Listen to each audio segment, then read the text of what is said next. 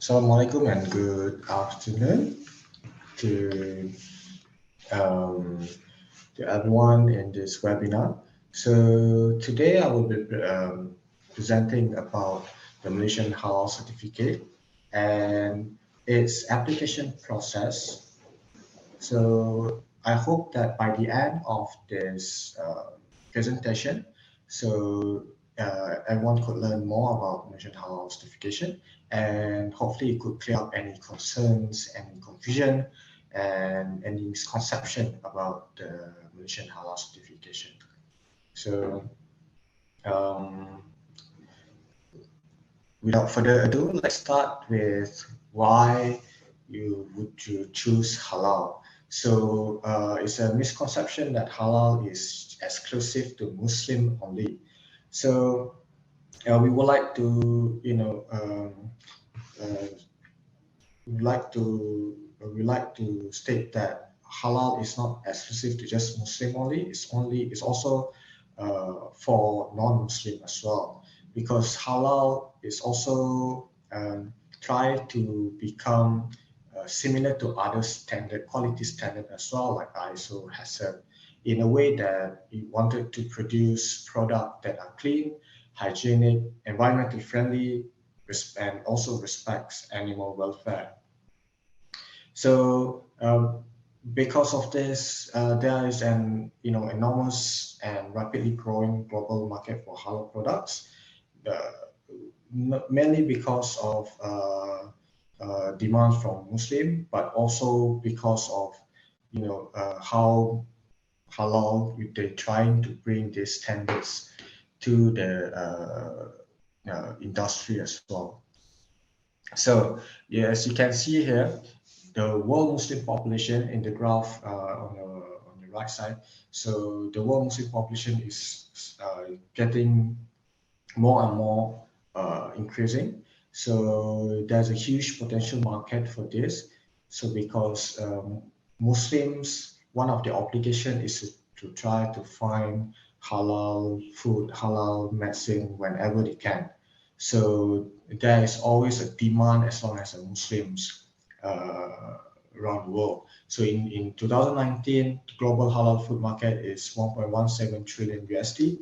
And by 2024, the global halal food market is expected to reach 1.38 trillion USD with an annual growth rate of 3.5. Okay, so as you can see here in the global Islamic economy ranking, Malaysia tops most of the ranking in halal food, Islamic finance, pharmaceuticals, and cosmetics. So Malaysian government through Department of Islamic Development Malaysia, or JAKIM, we are trying to become the global halal hub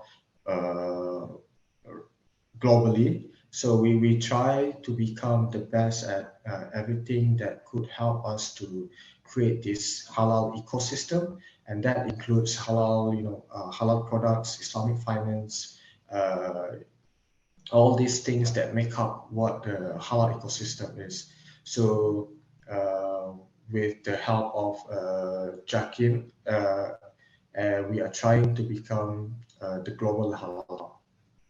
So um, to basically understand why halal is so attractive to other business, first we need to understand the foundation of halal. So I think you all already heard about halal and what does it mean for Muslims, right? But so JAKIM, they introduced a new concept, which is Toyiban. So they merged together this concept, halal and Toyiban, to become a new concept of halal and Toyiban. So Toyiban here means good and pure in Arabic. And together with halal, it means that they're trying to produce a product that is guaranteed in terms of its holistic requirements, and also in terms of the quality. So the food will be safe and also safe to eat, and also it fulfills all the holistic requirement of the Sharia that required by the Sharia. So that what is meant by halal employment.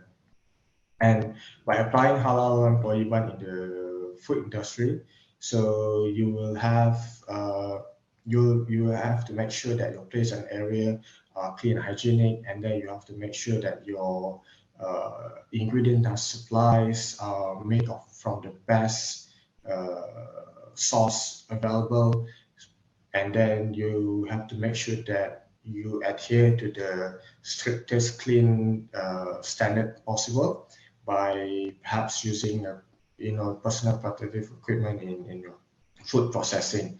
So hopefully by adhering to this concept of halal employment in the food industry, it will also elevate the quality of the product as well. So halal is for all, as I said before. It's not exclusive to Muslims only. So for Muslim, we thought that halal, we think that halal food is a food that follows the Sharia law. Sharia law is a law that is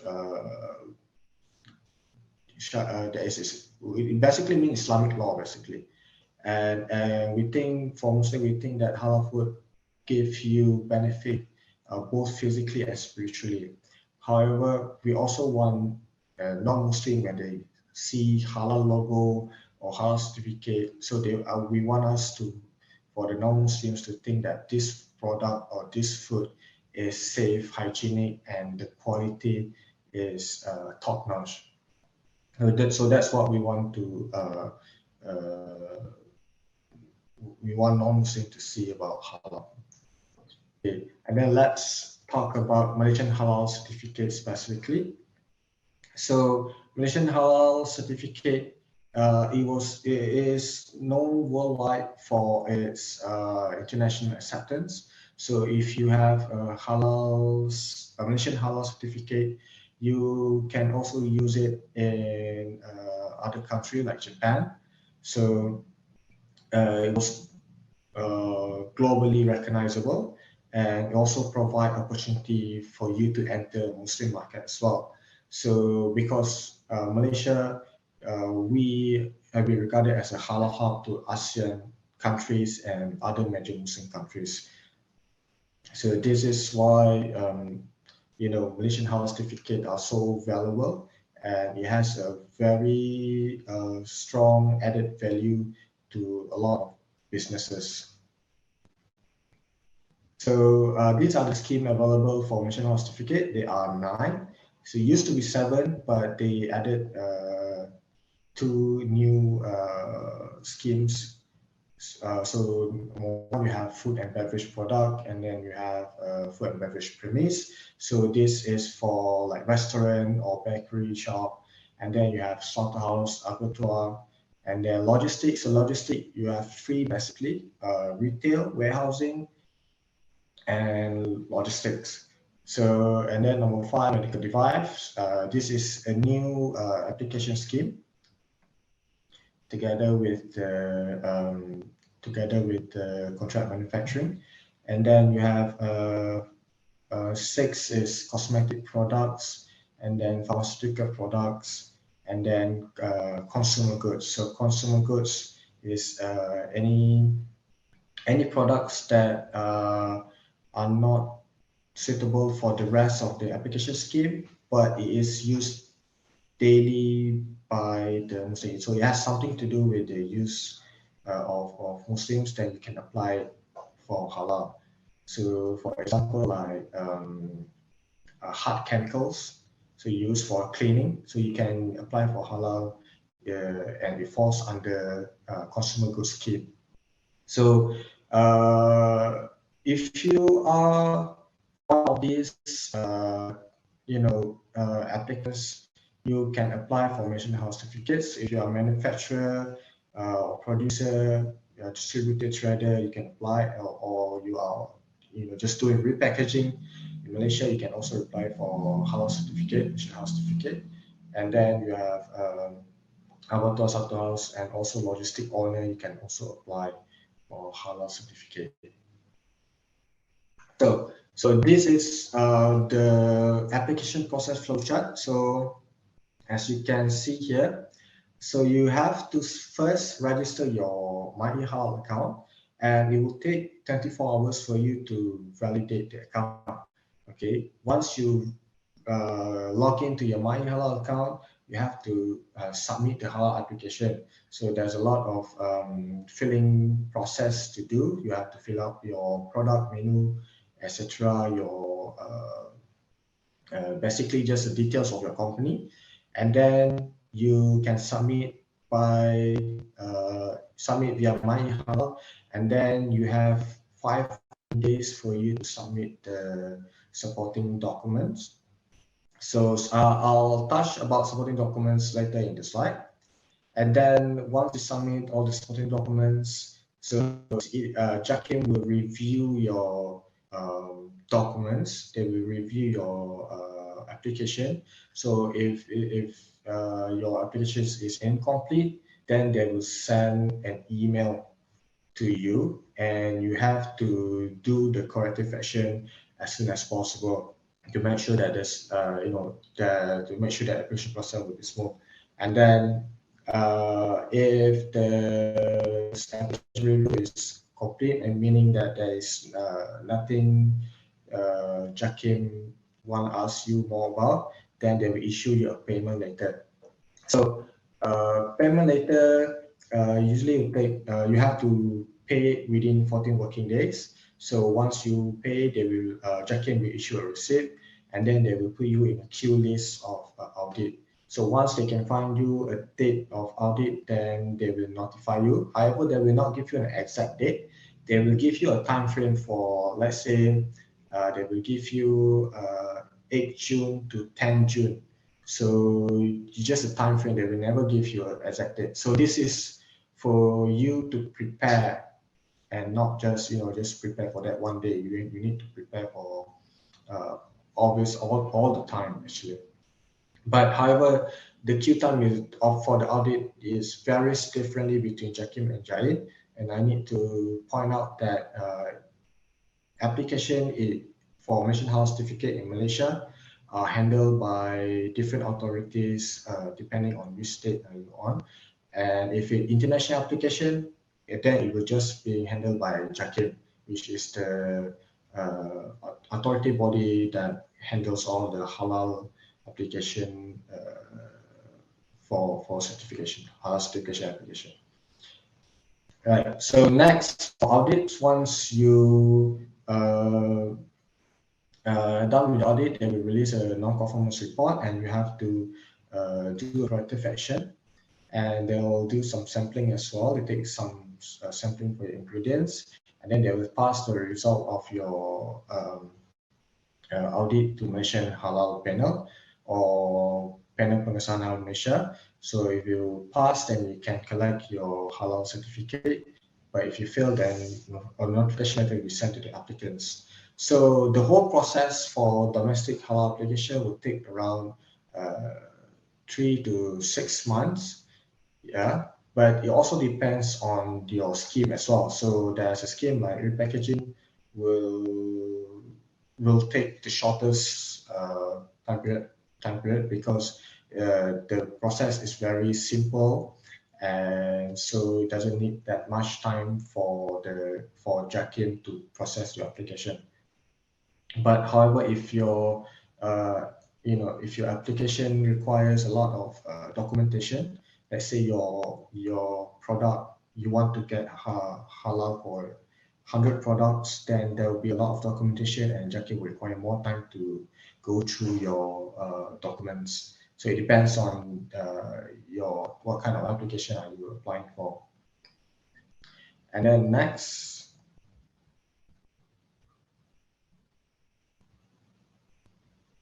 there are also some applications that are not qualified to apply for Malaysian Halal Certificate. So one that is the product or menu that contains non-halal ingredients. For example, it contains pork or it contains alcohol inside the food. ingredients, then it's not qualified to apply for halal cert. And then number two, company that produce both halal and non-halal products are not eligible to apply for halal. So they have to separate the production area. They cannot have it in the same production line. And then number three is a company product menu or brand name that are similar or referring to a non-halal product. These are also not allowed as well. And then organic product that has not been processed or modified. So like seafood, vegetable. That's why you don't see onions with halal logo on it because it's considered as organic product. And then number six is important. So finished product without any processes in Malaysia cannot apply for halal domestically, but you can apply for international halal. So in the next slide, I will explain to you how to apply for international application. So while international application is the same, you still need to register your application through MyHalal International application. And then you have to submit, same as the domestic application, and then you have to submit all the documents. However, you still have additional documents to submit to JAKIM as well. So such as abroad manufacturing license, and then JAKIM will then review, and then once your review or adequacy audit complete, then they will send you a certification fees. So for Asian countries, manufacturer in Asian countries, the certification fees will be around 2,100 ringgit, and manufacturer that is located outside of Asian countries, the certification fees will be around 2,100 US dollar. So there's a slight difference over there. And then JAKIM will schedule for a site audit. However, the accommodation and transportation of auditors, the cost will have to be borne by the applicants, right? And then you'll do site audit, and then they will prepare a non-conformance report, and you have to do corrective action, usually within 7 working days. And once you're done with your corrective action, they will send the report to Halal Validation Panel meeting, and there they'll decide if you pass or not. So if you pass, then you will have to be prepared for surveillance audit within 6 months after you get your halal cert. And then if you fail, then they will notify you, they will send a notification letter, and you have to start all over again. So the timeline for this international application for Malaysian halal certification, shortest will be 4 months, but it could take for like an hour as well, a year as well. And then for the arrangement audit, it will take like 2 months for them to arrange, set your audit date as well. So yeah, that's the timeline for the application flowchart for the international application. And then for documentation and compliance requirement for application, there are two. So one are the documents that you need to submit within 5 working days. So after you apply in your MyHalal, you have 5 working days to submit the documents. And then number two is documents that you need to prepare during the audit. So documents that you need to submit once you apply during via MyHalal is company profile. So what are the product and menu that you want to get certified? You have to list it out, and then the ingredients, and then the name and address of your manufacturer, and then you also have to attach together the halal certificate or product specification for critical ingredients. And then you have to also attach together manufacturing process and procedure, and other documents such as HACCP, ISO, GMP, etc. And lastly, you need to also send your location map permit. So this is for documents that you need to prepare, document that you need to send to JAKIM after you submit your application. And then for the document that you need to prepare for the audit is number one is halal control system manual. So you have to develop your own manual for halal. So this one is like a quality manual, GMP manual, but it's just that you have to focus more on halal. And then number two is focus detail records, where you have to compiled together with the anti-typhoid vaccination record. So this is for food-related application and food handling record as well. So this is also for food handling, so food related application for halal. And then you also need to prepare invoice, purchasing record, because they want to check your transaction. They want to check if you are using ingredients that you already declared in the system. And then they want to check pest control record, as well as the premise layout. These are the example of the documents that need to be available during audit. So JAKIM, they want to check this as well. So make sure that you prepare all this and make sure that you consider all this before you want to apply for halal certification. Okay. And then you have compliance requirements. So general requirements where auditors, they want to check, raw materials usage, the requirements, do you meet the requirements that they have set, as well as the equipment for equipment and utensils, workers welfare trainings, and then you also have a specific requirements depending on the certification scheme and the size of company. So different scheme have a different requirement, but it's not that varied. It's still there, but it's just that you need to change it according to which certification scheme that you wanted to apply. And then certification in Certifique, we also have support available for small business in Halal certification. So you have Syrian organizing Groom Big, which is like a general grant for small and medium enterprise.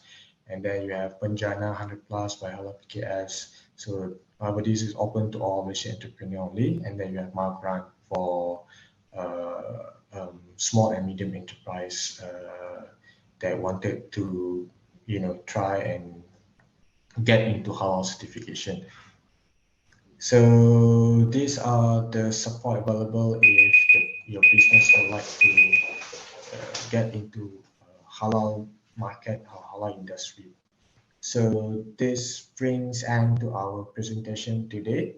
I hope that you learn from this presentation, and hopefully that you guys, hopefully this clear any confusion you have about Malaysian halal certification.